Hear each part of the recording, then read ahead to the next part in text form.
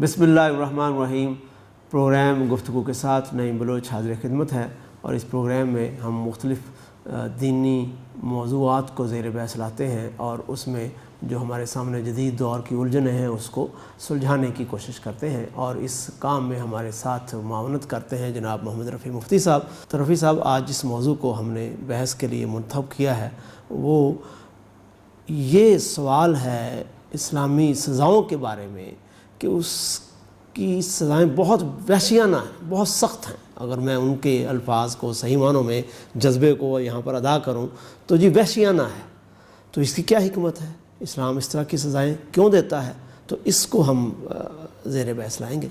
تو اس حوالے سے پہلی بات میں آپ سے یہ پوچھنا چاہتا ہوں کہ ان کے پیچھے جو بات ہے پوری، وہ اگر میں کنوے کر سکوں تو گاندھی کا ایک جملہ اس کو صحیح طور پر کہہ سکتے ہیں کہ وہ اس پورے فلسفی کو بیان کرتا ہے کہ an eye for an eye makes a word blind، کہ اگر آپ انتقام کی روش اختیار کر لی تو پھر تو ایک دشمنی اور اس کے بعد دوسری دشمنی، ایک جرم اس کی سزا اور اس کے بعد دوسرا جرم اور اس کی سزا، یہ سلسلہ چل نکلتا ہے۔ اور اسلام جو بات کرتا ہے وہ کچھ بدلے کی بات کرتا ہے، جیسے اس نے کہا قصاص وہ ہے زندگی ہے، بدلے کو زندگی قرار دے دینا۔ یہ بات جو بڑی شدت سے بیان کی جاتی ہے وہ یہ کہ تربیت کا عنصر نہیں ہے، بدلے کا عنصر ہے، سزا دینے کا عنصر ہے۔ جرم کو کوئی پسند نہیں کرتا، لیکن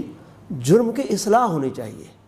یہ ان کے موقف کا میں نے آپ کو سمرائز کر دیا، اس کے پیچھے جو حکمت ہے ایک حد تک۔ میں اس موضوع کے متعلق پہلا سوال یہ آپ سے کروں گا کہ اسلام نے کن جرائم پر سزاؤں کا اعلان کیا ہے؟ جی، بسم اللہ الرحمن الرحیم۔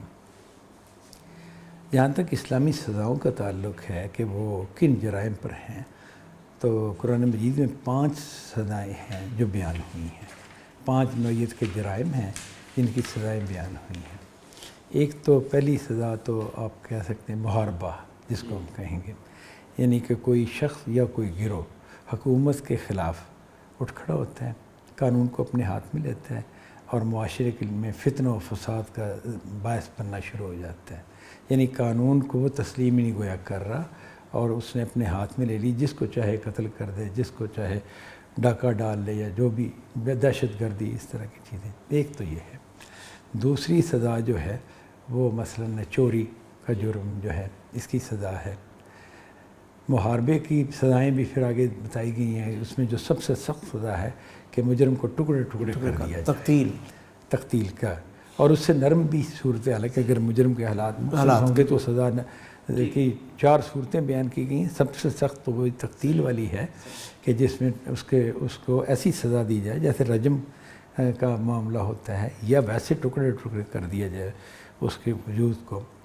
اور چوری کے حوالے سے ہاتھ کاٹنے کی سزا دی گئی ہے کہ اگر چوری ثابت ہو جاتی ہے تو اس عمل کی اور مجرم کی کوئی رعایت نہیں بنتی، یعنی کہ مجرم نے فی الواقع چوری کی اور کسی بھی رعایت کا مستحق تھا ہی نہیں، تو یہ انتہائی سزا جو ہے وہاں بالکل یہ چوری کی انتہائی سزا یہی ہے کہ ہاتھ کاٹ دیا جائے گا مجرم کا۔ یہ چوری کے علاوہ پھر جو سزا طے کی گئی ہے وہ زنا کی سزا ہے، 100 کوڑے، اور 100 کوڑے بھی جو ہے وہ برسر عام مارے جائیں گے۔ یعنی کہ کہا گیا ہے کہ جو ہے سوسائٹی میں سے کچھ لوگ موجود ہوں، ان کے سامنے یہ سزا دی جائے عبرت کے طور پر، تاکہ وہ عبرت اس کا ذریعہ بنے۔ وہ تو جو بھی اس کی حکمت ہے وہ تو پھر زیر بحث آئے گی تو انشاءاللہ اس کو دیکھتے ہیں۔ اور زنا کی سزا ہو گئی یہ، اور اس کے علاوہ قذف کی سزا ہے کہ اگر کوئی کسی پر الزام لگاتا ہے، بہتان لگاتا ہے، تو اس کی سزا 80 کوڑے ہے، یعنی بے بنیاد، جسے وہ ثابت نہ کر سکے۔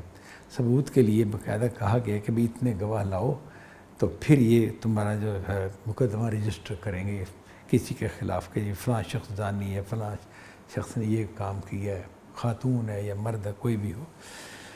اگر وہ اس کا نصاب پورا نہیں کرتا تو پھر تو وہ خود سزا پائے گا، قذف کی سزا پائے گا، ٹھیک ہے نا۔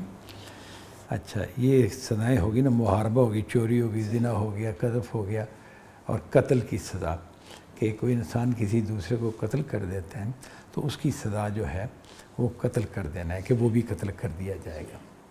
اس سے نیچے بھی سزائیں ہیں کہ وہ اگر کسی نے، وہ ایک اصولی طور پر گویا بیان ہو گئی کہ کوئی کسی کی آنکھ نکال دیتا ہے تو پھر اس کا بدلہ آنکھ کا بدلہ آنکھ، کان کا بدلہ کان، تو ایک مطلب ہے ایک عادلانہ طور پر جو نقصان اس نے پہنچایا وہی نقصان اس کو پہنچایا جائے گا۔ یہ سزائیں ہیں مختلف، تو وہ ان کے آپ اور یہ ساری دیکھیں اگر تو یہ حقوق العباد سے متعلق ہیں، اس میں حقوق اللہ سے متعلق سزائیں نہیں ہیں۔ اچھا، اب یہ آپ نے اس کی جو بڑی کیٹیگری، جو آپ نے پورے عنوانات ان سزاؤں کے بیان کر دیے۔ اگلا کوشچن آپ سے یہ میں پوچھوں گا کہ جرم قابل سزا کیوں ہے؟ اس کو جرم کیا چیز بناتی ہے؟ جرم جو ہے وہ اس وجہ سے قابل سزا ہے کہ اب یوں سمجھ لیں نا کہ ایک کسی کا نقصان کرنا، یہ تو بعض کا جانوروں سے بھی ہو جاتا ہے۔ میں جیسے کسی بھینس نے ٹکر ماری کسی آدمی کو، اس کی پسلیاں ٹوٹ گئی، یا کوئی ٹانگ ٹوٹ گئی، کوئی نقصان ہو گیا، کسی اور نے کر دی، تو اس کو مجرم قرار نہیں دیتے، جانوروں کو مجرم قرار نہیں دیتے۔ تو انسان سے جو اس طرح کا معاملہ کوئی ہو تو اسے ہم مجرم کیوں قرار دیتے ہیں، اس کے عمل کو جرم کیوں کہتے ہیں؟ تو اس کی دو وجہ ہیں۔ ایک یہ ہے کہ انسان خیر و شر کا شعور رکھتا ہے کہ یہ خیر ہے اور یہ شر ہے، خیر اچھی چیز ہے، فطرت اس کے ساتھ ایک انسیت رکھتی ہے، خیر پسند ہے انسان جو ہے، اور یہ چیز شر ہے، شر سے انسان نفرت رکھتا ہے، فطری طور پہ نفرت رکھتا ہے۔ ایک یہ بات ہے، اور دوسرا انسان جو اپنے اعمال سر انجام دیتا ہے وہ اختیار و ارادہ کی آزادی سے دیتا ہے، یعنی وہ ایک صاحب عقل مخلوق ہے جس کے اندر عقل پائی جاتی ہے، صحیح یہ ہے، غلط یہ ہے، خیر یہ ہے، شر یہ ہے، میرا حق یہ بنتا ہے، میرا حق یہ نہیں بنتا، یہ سب اس کو معلوم ہے۔ ظاہر ہے خیر و شر کو جب جانتا ہے تو یہ چیزیں اسے معلوم ہے۔ اس کے بعد وہ اپنے اختیار کہ چاہے وہ یہ عمل کرے یا نہ کرے، اختیار و ارادہ کی جو آزادی ہے، اس کو جب غلط استعمال کرتا ہے تو جرم وجود میں آتا ہے۔ جب وہ کسی کے حق پر ڈاکہ ڈالتا ہے، کسی پر ظلم کرتا ہے، جان مال آبرو کے خلاف کوئی اقدام کرتا ہے، تو وہ پھر ظاہر جرم ہوتے ہیں۔ جرم ہونے کی وجہ یہ دو چیزیں ہیں۔ صحیح۔ اچھا، یہ جو ویسٹ کی طرف سے جو موضوع ہم نے جو اس کا عنوان اختیار کیا تھا، اس حوالے سے ان کا آرگومنٹ یہ بنتا ہے کہ جی جرم ہم بھی ناپسند کرتے ہیں، لیکن جرم ہوتے وقت جو انسان کی ایک تو بیرونی حالات ہیں جس کو حالات کی رعایت آپ کہتے ہیں، وہ کہتے ہیں یہ بھی آپ بھی اپریشیٹ کرتے ہیں، ہم بھی اپریشیٹ کرتے ہیں، لیکن وہ الزام اسلامی سزاؤں پر یہ دیتے ہیں کہ وہ اس چیز کو اپریشیٹ نہیں کرتے کہ جب کوئی آدمی جرم کرتا ہے تو وہ ایک خاص جسمانی تبدیلیوں سے گزر رہا ہوتا ہے۔ مثلا غصے میں خاص قسم کے ہارمون اس کے جسم میں آ جائیں گے جس سے وہ کسی کا سر پھوڑ دے، کسی کو قتل کر دے۔ تو یہ تو اصل میں بیمار ہوا وہ آدمی، ایک بیماری کی وجہ سے اس نے جرم اس سے سرزد ہو گیا، ہم اس کو اپریشیٹ کرتے ہیں غلط ہے، لیکن اس مجرم اصل میں علاج کا حقدار ہے، نہ کہ سزا کا حقدار ہے۔ تو اسلام نے اس کو اپریشیٹ نہیں کیا، یہ ان کا بیسک جو اس پر اعتراض ہے وہ یہ بنتا ہے۔ ہاں، مطلب بعض مفکرین نے اس طرح کی بات کی ہے، یہ ٹھیک بات ہے، اور لیکن وہ جو کہہ رہے ہیں تو اس میں یہ چیز دیکھنی پڑے گی۔ پہلے تو خیر ان کے اس فکر کو کا ہم طے کرتے ہیں کہ اس کے کچھ دلائل وہ دیتے ہیں، اس میں کچھ بحثیں بھی ہیں، لیکن کوئی سوسائٹی، کوئی معاشرہ عملاً اس پر نہیں کھڑا، عملاً اس پر نہیں کھڑا۔ جس چیز پر وہ عملاً کھڑا ہے وہ یہ ہے کہ اگر مجرم کے لیے ایسا عذر بنتا ہے جو سائنٹیفکلی ثابت ہے، ٹھیک ہے نا، تو اس صورت میں اس کو رعایت دی جاتی ہے، جتنی رعایت بنتی ہے اتنی دی جاتی ہے۔ مثلا اگر پاگل شخص ہو کوئی تو اس کا جرم تو اس طرح سمجھا ہی نہیں جاتا، اس سے تو پھر مطلب ہے جن لوگوں کو چاہیے تھا کہ اسے کنٹرول کرتے ان کے ساتھ معاملہ پھر دیکھا جاتا ہے کیا کرنا ہے کیا نہیں کرنا۔ اور اگر معاملہ اتنا نہ ہو पागलपन की हद तक ना हो, और ये साबित हो कि बहरहाल इस आदमी की कोई मर्द वाली सूरत हाल है, कोई ऐसी सूरत हाल है जिसमें ये बेबस था, कोई दौरा पड़ गया और उसमें ये दौरा पड़ गया, मतलब इख्तियार और इरादा की आज़ादी वाला मामला नहीं रहा, या खैर और शर के शऊर वाला मामला जो नहीं है रहा, वो मजरूह हो गया इसके अंदर। तो इसकी जो फितरत का काम करना था, नेचुरली इसकी अकल का काम करना, उस पर कोई चीज़ गलबा पा गई। अगर ये चीज़ साइंटिफिकली साबित होगी और इसका सबूत अदालत को मुहैया होगा तो ये तो दुनिया भर में तय है कि अदालत उसको कंसिडर करेगी मुजरम के हालात को, और उसके मुताबिक फिर सज़ा में कमी भी की जा सकती है, सज़ा ख़त्म भी हो सकती है, कोई भी मामला हो सकता है। तो लेकिन इसमें ये बात कि क्या ये चीज़ साबित है, इसमें ज़ाहिर है बहुत बहसें हैं। ऐसा तो नहीं कि ये चीज़ को दुनिया ने मान लिया कि ऐसा ही है।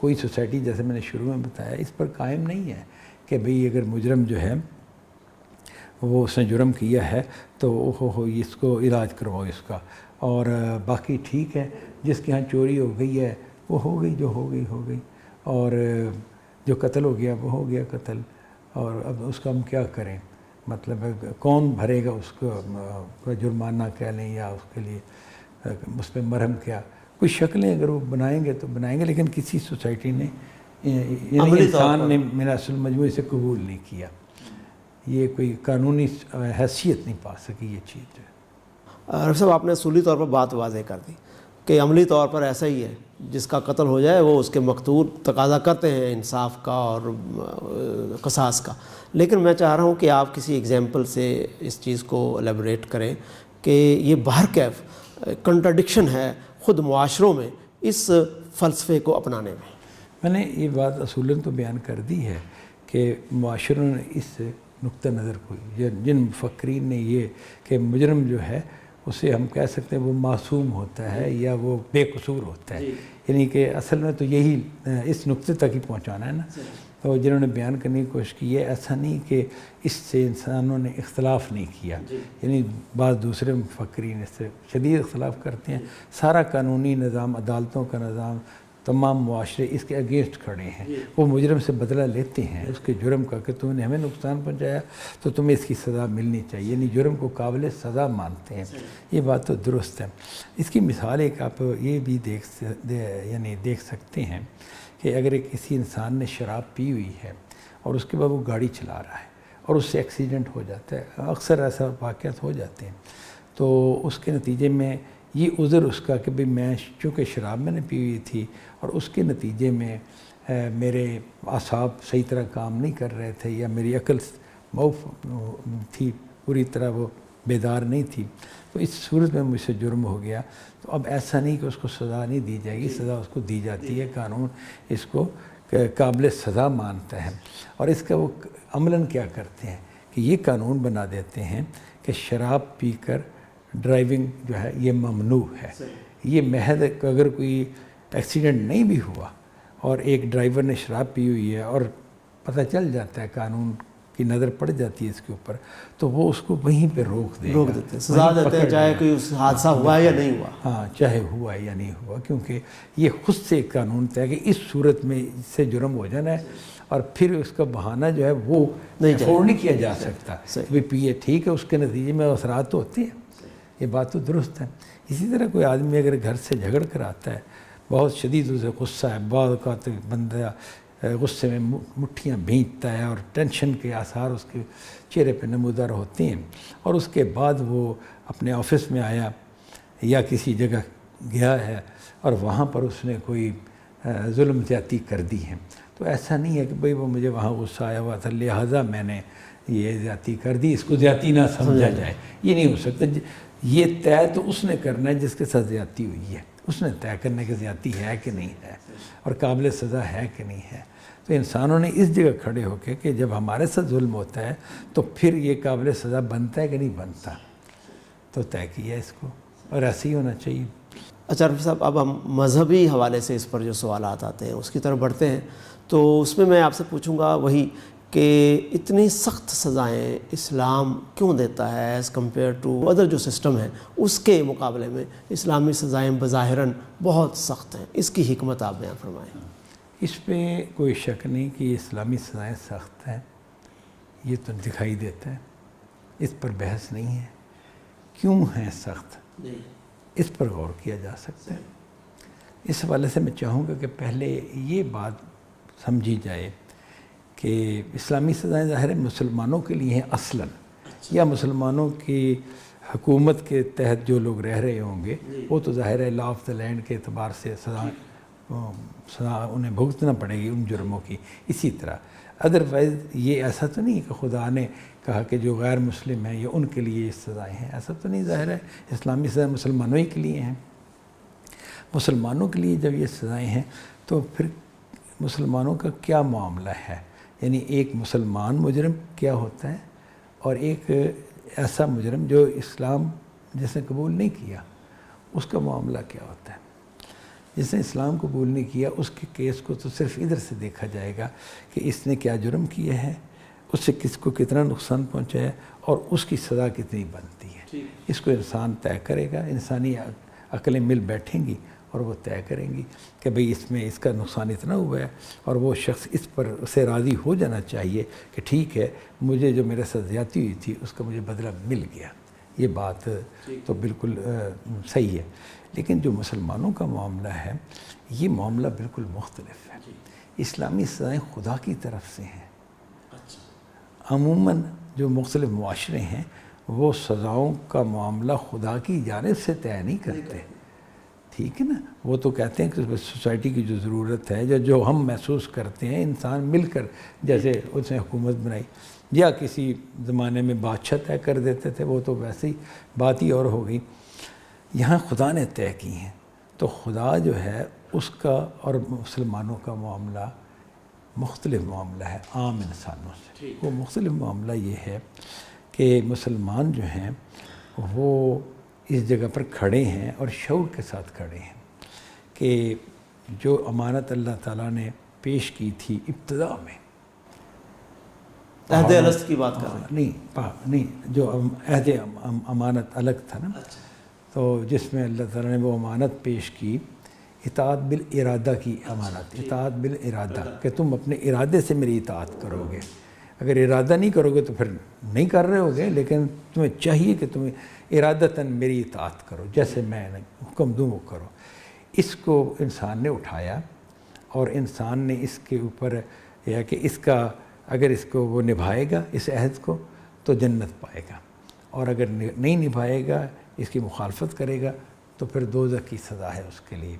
اس کو اس نے قبول کیا تھا. ایک یہ چیز خدا کے ساتھ عہد الست میں بھی اس کا ہوا، اور جس میں اس نے کہا کہ آپ ہمارے رب ہیں تو خدا کی عبادت یعنی اطاعت اور اس کی پوجا یہ دونوں انسان پر لازم ہے. تو انسان مسلمان اس شعور میں کھڑا ہے، اس معاہدے میں بندھا ہوا ہے، اس معاہدے میں بندھا ہوا ہے.